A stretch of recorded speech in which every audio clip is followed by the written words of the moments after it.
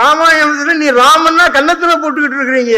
அந்த ராமனை ஒரு மாட்டுக்கறியை கடிச்சுக்கிட்டு மது கலையத்தை கையில பிடிச்சுக்கிட்டு குடிச்சுக்கிட்டு, இந்த மாட்டுக்கறி நல்ல கறி இல்ல போல இருக்கு, முத்தின கறியா இருக்கும் போல இருக்கு, கடைக்காரன் நம்மளை ஏமாற்றி விட்டான், கடிக்க முடியவில்லை அப்படின்ட்டு இதை நினைச்சே பார்க்க முடியல. இன்றைக்கு இப்படி முடியுமாங்கிறது எனக்கு தெரியல. பராசக்தியில அந்த வசனம் வரும், எந்த காலத்திலடா அம்பாள் பேசினாள், அது 52. ஆனால் அந்த வசனம் கலைஞரால் எழுதப்பட்டதுங்கிறது தூக்குமேடை நாடகத்துல பெரியார் சொன்னார். நடந்து கொண்டிருப்பது ஆரிய திராவிட போர் அப்படிங்கிறது தான் அவர் சொன்னார். இன்றைய வரைக்கும் அதுதான் நடந்துகிட்டு இருக்கு. புரட்சியாளர் பெரியார்னு போடுங்க நாடகம். அந்த காவல்துறையே புரட்சியாளர்ங்கிற ரொம்ப ஒரு சாதாரணமான சொல்லாகத்தான் அவர்களே பார்த்திருக்கிறாங்க. பெரியார் ஒருவர் தான் பிரச்சாரம் பிரச்சாரம் பிரச்சாரம், மக்களிடம் கொண்டு செல்லுங்கள், இந்த பரப்புரை அப்படிங்கிறதுல அழுத்தமான நம்பிக்கை கொண்டவராக இருந்தார். நாடகம் என்பது யாரோ நடிச்சாங்க அதை நடத்தினாங்கிறது இல்ல, இவர்களே நடித்தார்கள், இவர்களே எழுதினார்கள். எல்லா இடங்களிலும் தெருமுனைகளிலே விளக்கு வெளிச்சத்திலே அப்படின்னு நாடகங்களை எழுதி, கட்சியினுடைய தலைவர்களே நாடகங்களை எழுதி கொடுத்து, இப்ப நான் என்னால வர முடியல, ஒரு பொறுப்புல இருக்கேன், நீங்கள் இதை எந்தெந்த இடங்களிலெல்லாம் கொண்டு போய் போடுங்கள் என்று சொல்வது இருக்குது. இது மிக முக்கியமானதாக நான் பார்க்கிறேன். இப்படி ஒரு வாய்ப்பு எனக்கு அமைத்து கொடுத்ததற்கு எல்லோருக்கும் நான் நன்றி கூற கடமைப்பட்டிருக்கிறேன். நாடக கலையில் கழகத்தின் புரட்சி அப்படிங்கிறது இந்த தலைப்பு கொடுக்கப்பட்டிருக்கிறது. எனக்கு இந்த புரட்சி அப்படிங்கிறதுல அவ்வளவு பெரிய, ஏன்னா 2003 கலாக்காரர் தோழர் பெரியார் நாடகம் போடும் பொழுது காவல்துறையிலே அனுமதி கேட்கும் பொழுது அவர்கள் அனுமதி கொடுக்க மறுத்தார்கள். அது என்ன கலகக்காரர் சொன்னோம் இல்லைங்க, கலாட்டா அந்த மாதிரி இல்லை, கலகம் பிறந்தா நன்மை பிறக்கும், நாரதர் கலகம் நன்மையில் முடியும்னு சொல்றாங்க. ஒரு ரிபல்லியன் அப்படிங்கிற அர்த்தம் தானே ஒழிய இது வேற மாதிரி ஒரு ரவுடி அப்படிங்கிற மாதிரியான ஒரு அர்த்தம் இல்லை. இது மரியாதைக்குரிய ஒன்றுதான் கலகக்காரர். காவல்துறையினர் அப்போ அனுமதி கொடுக்கல. அவங்க சொன்னது, ஏங்க இப்படி பண்ணிக்கிட்டு இருக்கிறீங்க, புரட்சியாளர் பெரியார்னு போடுங்க நாடகம். அந்த காவல்துறையே புரட்சியாளர்ங்கிற ரொம்ப ஒரு சாதாரணமான சொல்லாகத்தான் அவர்களே பார்த்திருக்கிறாங்க. கடைசியில இங்க சென்னையில நடக்கும் பொழுது பெரியார் நாடகம் அப்படிங்கிறது தான் அறிவிக்கப்பட்டதே ஒழிய கலகக்காரர் தோழர் பெரியார்னு அது அறிவிக்கப்படலை. அதற்கப்புறம் எந்த பிரச்சனையும் இல்லை, எல்லா அமைப்புகளும் அதை ஏற்றுக்கொண்டார்கள் என்கிற அடிப்படையிலே தான் பிற்பாடு அது கலகக்காரர் தோழர் பெரியார் என்று எல்லாராலும் ஏற்றுக்கொள்ளப்பட்டது அப்படிங்கிறது மிக முக்கியமானது. அதனால நான் கலகம் அப்படிங்கிறத நான் பார்க்கிறேன். நாடக கலையிலே கழகம் செய்த கலகங்கள், நான் திராவிட இயக்க கலைத்துறையை பற்றி எழுதும் பொழுது நாடக கலையில் செய்த கலகங்கள் அப்படின்னா, கலகம் மிகப்பெரிய கலகங்களை அவங்க செஞ்சிருக்கிறாங்க. நிறைய உதாரணங்களை சொல்ல முடியும். நமக்கு எல்லாமே ஏறக்குறைய 40க்கு அப்புறம் 43, 44 அவர் பேரறிஞர் அண்ணா, முத்தமிழறிஞர் கலைஞர், அது தொடர்பா ஏவிபி ஆசை தம்பி, அவங்க இவங்கன்னு நிறைய பேரை நம்ம பட்டியலிட முடியும். ஆனால் இதற்கு முன்னாடி 1927 இது போன்ற சிந்தனைகளை நாடகத்தின் மூலம் விதைத்திருக்கிறார்கள். ஏன்னா நீங்க எல்லாரும் பெரியாரை பற்றி சொல்லும் பொழுது பெரியார் ஒருவர் தான் பிரச்சாரம் பிரச்சாரம் பிரச்சாரம், மக்களிடம் கொண்டு செல்லுங்கள், இந்த பரப்புரை அப்படிங்கிறதுல அழுத்தமான நம்பிக்கை கொண்டவராக இருந்தார். அதனாலதான் அவர் பகுத்தறிவு பிரச்சாரத்திற்காகத்தான் அந்த அமைப்பு உருவாக்கப்பட்டது. அது தேர்தல் நிற்பதோ அல்லது மற்ற அரசியல் ரீதியான ஒரு இடத்திற்கு வருவதை பற்றி அவர் கருதவே இல்லை. பகுத்தறிவு பிரச்சார இயக்கம் தான். அந்த பிரச்சாரம் அப்படிங்கிறது நீங்கள் சொல்வது போல ஒரு அரசியல் இடத்திற்கு வரும் பொழுதுதான் அதற்கு ஒரு அங்கீகாரம் கிடைக்கிறது, அதற்கு ஒரு சட்ட ரீதியான வடிவம் கிடைக்கிறது என்பதெல்லாம் உண்மை. ஆனால் அத்தோடு மட்டும் இல்லை. 100 பூக்கள் மலரட்டும், 100 சிந்தனைகள் மோதட்டும் என்கிறார் மாவோ. தினம் தினம் போராட்டம்,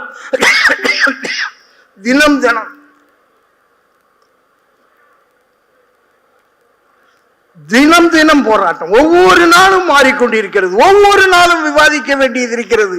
அப்ப ஒவ்வொரு நாளும் மக்களிடம் கொண்டு சேர்க்க பரப்புரை என்ன நிகழ்கிறது, என்ன செய்திருக்கிறோம், நம்மளுடைய வரலாறு என்ன, எதை நோக்கி நாம் பயணப்பட்டு கொண்டிருக்கிறோம், அதுல ஏற்படக்கூடிய சின்ன சின்ன சிக்கல்கள், தகராறுகள் எல்லாவற்றையும் விவாதிக்கக்கூடிய ஒரு களம் அப்படிங்கிறது தான் அந்த பரப்புரை. அது பேச்சு, எழுத்து, அது இது என்ன வேணாலும் இருக்கலாம். அதில் முக்கியமான ஒன்றாக நாடகம்ங்கிறது இருக்கு. அவங்க சொன்னீங்க, இந்தியாவிலேயே 3 மாநிலங்கள் தான். ஒன்று மேற்கு வங்காளம், இன்னொன்று கேரளா, இன்னொன்று தமிழ்நாடு. மேற்கு வங்காளம், கேரளா பொது உடைமை கட்சியின் வசம் இருந்த காரணத்தால், தமிழகம் திராவிட இயக்கத்தின் வசம் இருந்த காரணத்தால், அல்லது அதற்காக முயற்சி செய்து கொண்டிருந்த காரணத்தால் கலையை தங்களுடைய கைவாளாக கொண்டு அவர்கள் செயல்பட்டார்கள். அதுல எழுத்து, பேச்சு, இன்ன பிற விஷயங்கள். அதில் மிக முக்கியமானது நாடகம்.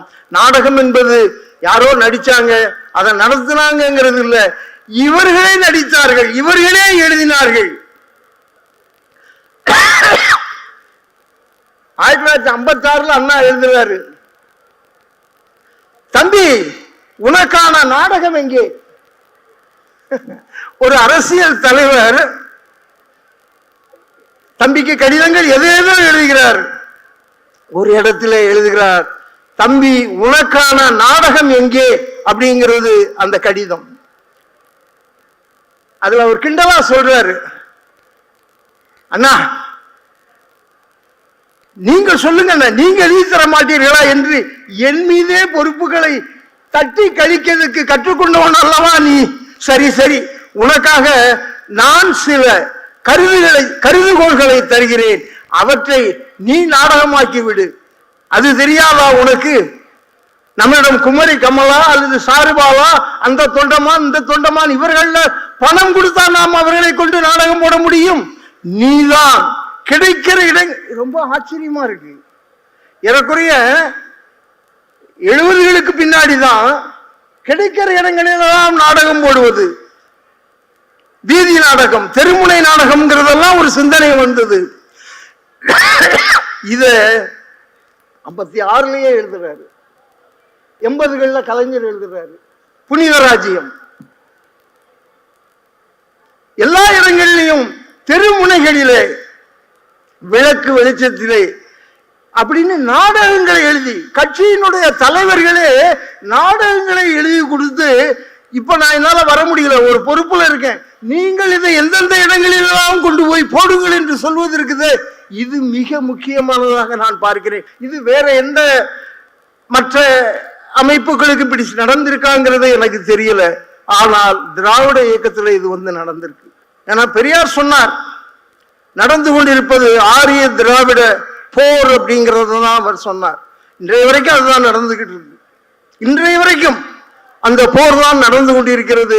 ஆனால் அந்த பெயரை சொல்லாமல் வெவ்வேறு விதமாக நாம் அதை கொண்டு, இந்த ஒரு நாடகம் உதாரணத்துக்கு சொல்றேன், கலைஞர் தூக்குமேடை 47 எழுதுறாரு. நீங்க பராசக்தியில அந்த வசனம் வரும், எந்த காலத்திலடா அம்பாள் பேசினாள், அது 52. ஆனால் அந்த வசனம் கலைஞரால் எழுதப்பட்டதுங்கிறது தூக்குமேடை நாடகத்துல அந்த வசனம். பூசாரி அந்த மாரிங்கிற பொண்ணை கையை பிடிச்சு எடுக்கிறான். ஐயோ என்ன இப்படி? மருத்துவர்கள் பெண்களின் கையை பிடித்து பார்ப்பது இல்லையா? அதே போல பகவானுக்கு நெருக்கமான நாங்களும் பெண்களின் கையை தொட்டால் அது ஒன்றும் குற்றமாகாது அப்படின்னு இருக்கிறான். இதுக்கப்புறம் அவங்க அண்ணன் அம்பாள் சிலைக்கு பின்னாடி, இது மாரியம்மா மாரியாத்தா சிலைக்கு பின்னாடி இருந்து பேசுறாரு. அப்போ அந்த பூசாரி சொல்றான், யார் மாரியாத்தாளா பேசியது? எந்த காலத்தில் மாரியாத்தாள் பேசினாள்? ஏண்டா, மாரியாத்தாள் உனக்கு தாய், என் தங்கை மாறி உனக்கு தாசி, அட மூடனே அப்படின்ட்டு அந்த காட்சி போகுது. நினைச்சு பார்க்க முடியல. இது நீங்க புரட்சின்னு சொன்னாலும் சரி, கலகம்னு சொன்னாலும் சரி, இப்படி ஒரு நாடகத்தில் ஒரு காட்சியை கொண்டு வந்து காட்டுவதுங்கிறது இருக்குல்ல. நீங்க அதுக்கப்புறம் 52ல படமா பார்த்துட்டோம், எல்லாருக்கும் அது பழகி போச்சு. இன்னைய வரைக்கும் பராசக்தி அப்படின்னா அதை சொல்லிக்கிட்டு இருக்கிறோம். ஆனால் 47 அதை ஒரு நாடகமாக போடும் பொழுது அதே போலத்தான் அண்ணாவினுடைய வேலைக்காரி நாடகத்துல வேலாச்சல முதலியார், அவருடைய பொண்ணு சரசா, ஆனந்தன் அந்த கதாபாத்திரம், அதுல ஒரு கதை சிக்கல்கள் இருக்கு. அதையெல்லாம் மீறி அவர் அந்த பொண்ணை கல்யாணம் கட்டக்கூடிய ஒரு சூழல் வருகிறது. அவருடைய சாதிய புத்தியையும் பண திமிரையும் அடக்குவதற்கு அந்த வனஜாவை இவர் கஷ்டப்படுத்துறார் ஆனந்தன். அந்த வனஜா ஓடி போய், கிருஷ்ணா கிருஷ்ணா என்ன எனக்கு இந்த சோதனை அப்படிங்கிறார். ஆனந்தன் உள்ள போறாரு. யாரடி அந்த கிருஷ்ணன்? உன் கள்ளக்காதலனா? நினைச்சு பாருங்க, இன்றைக்கு இது சாதாரணமாக இருக்குது. நீ கடவுள்னு கும்பிடக்கூடிய அந்த கிருஷ்ணன் சிலைக்கு முன்னாடி அவன் நின்று கதறிக்கிட்டு இருக்கிறா, கிருஷ்ணா எனக்கு இப்படி இருக்குதே அப்படின்னு. இவர் உள்ள திறந்துட்டு போய், யாரடி அந்த கிருஷ்ணன்? எங்க இருக்கிறான்? கிருஷ்ணன் என்ன உன் கள்ளக்காதல்? இன்றைக்கு இது இன்றைக்கு சாதாரணமா இருக்குமாங்கிறது எனக்கு தெரியல. இன்றைக்கும் சாதாரணமா இருக்குமாங்கிறது எனக்கு தெரியல. ஆனால் அன்றைக்கு இதை சாத்தியப்படுத்தியது திராவிட இயக்கம். நான் இதோட இன்னொன்னு சொன்னா எல்லாம் மிரண்டு போயிருவீங்க. ஆனா மூத்தவர்கள் இதை பார்த்திருக்கலாம். 54 எம்.ஆர். ராதா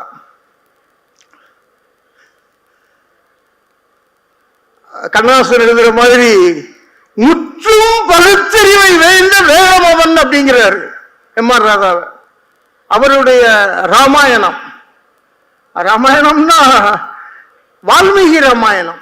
அதுக்கு ஏகப்பட்ட தடைகள், அதை பற்றி நாம தனியா அடுத்தால பேசலாம். அந்த நாடகத்துல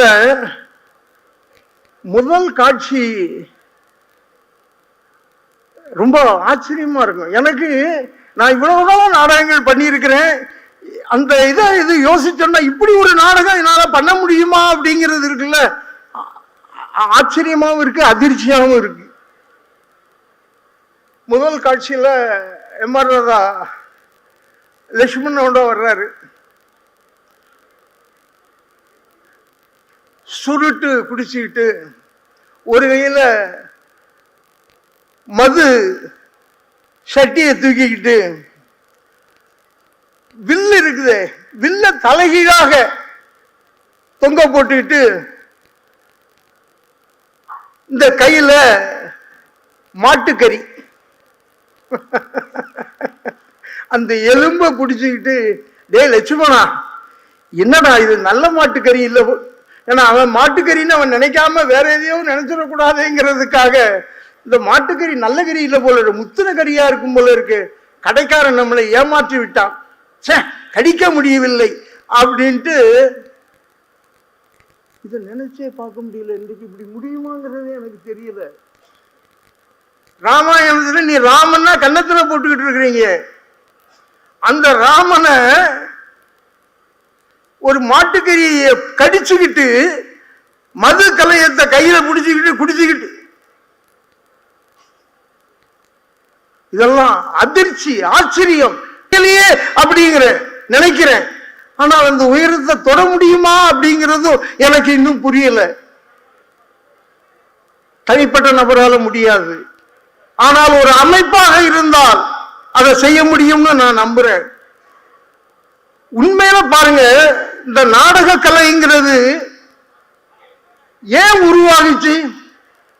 அந்த கதை என்ன தெரியுமா? நாட்டிய சாஸ்திரத்திலே சொல்லப்பட்டிருக்கிற ஒரு கதை நாடகத்தினுடைய பிறப்பை பற்றி சொல்கிறது. அசுரர்கள் அல்லது இங்க மக்கள் இவர்கள் எல்லாம் கிருதயுகம் முடிஞ்சு திரேதா யுகத்திலே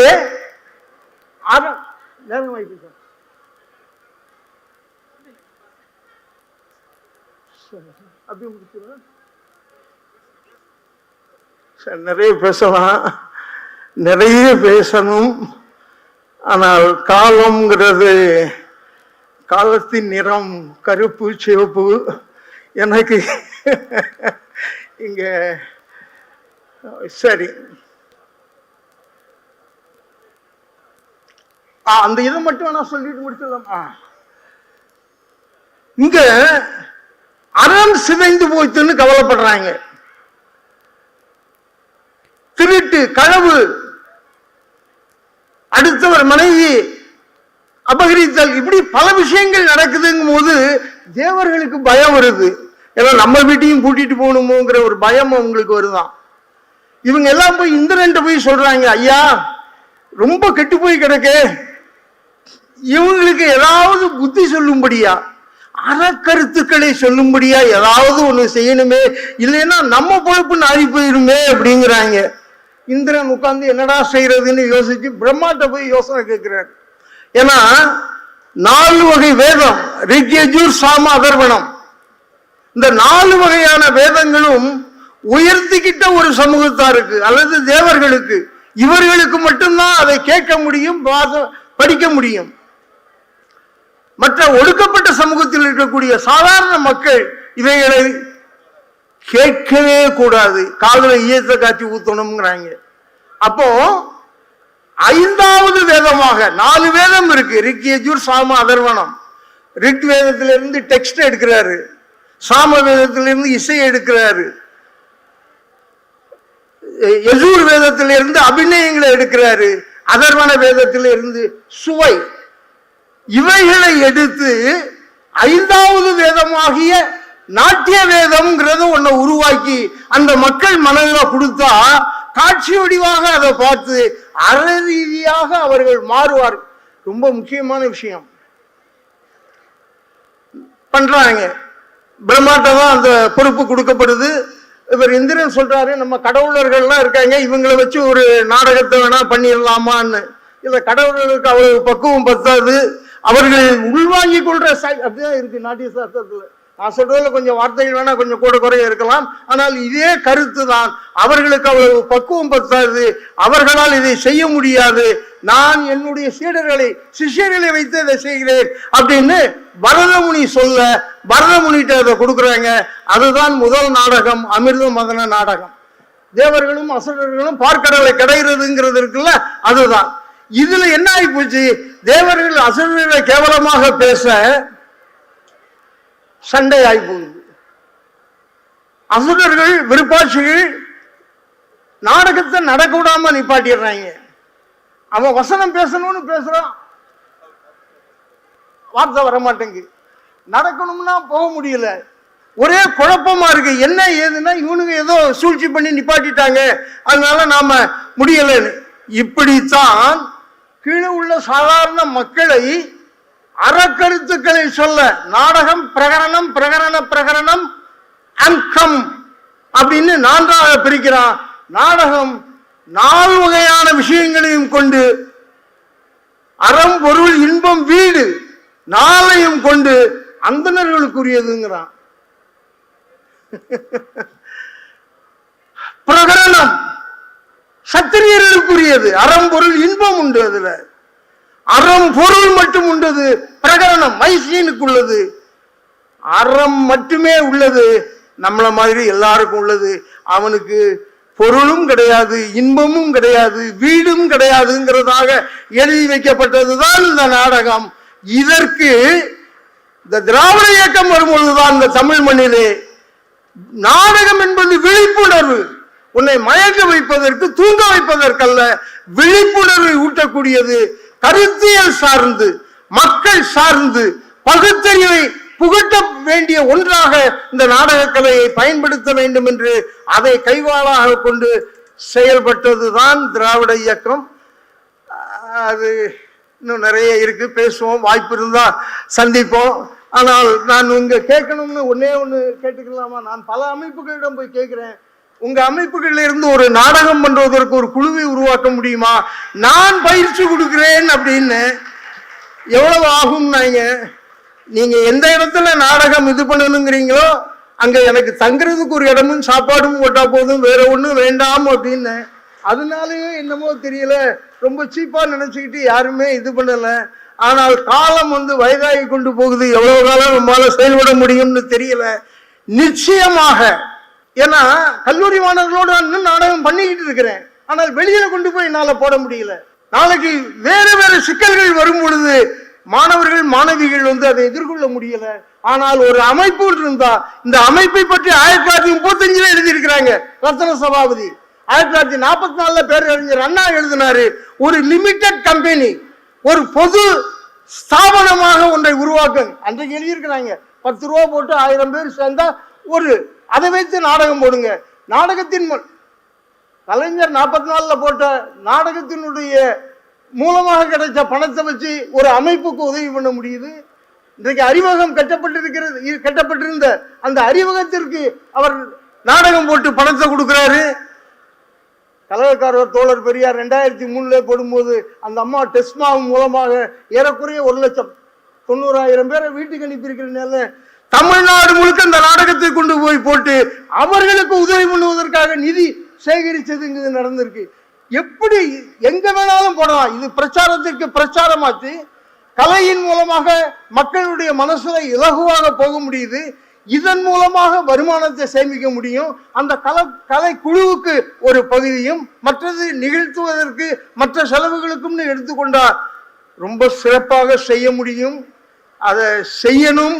அதற்கான வாய்ப்பு இந்த சூழல்ல உங்க முன்னாடி சொல்றேன், நடக்குதான்னு பார்ப்போம். நான் பல பேர்கிட்ட சொல்லி இருக்கிறேன், என்னன்னு தெரியல, பார்ப்போம். ரொம்ப நன்றி. எனக்கு இந்த வாய்ப்பை கொடுத்ததுக்கு உங்க எல்லாருக்கும் நன்றி தெரிவிச்சுக்கிறேன். ரொம்ப நன்றி.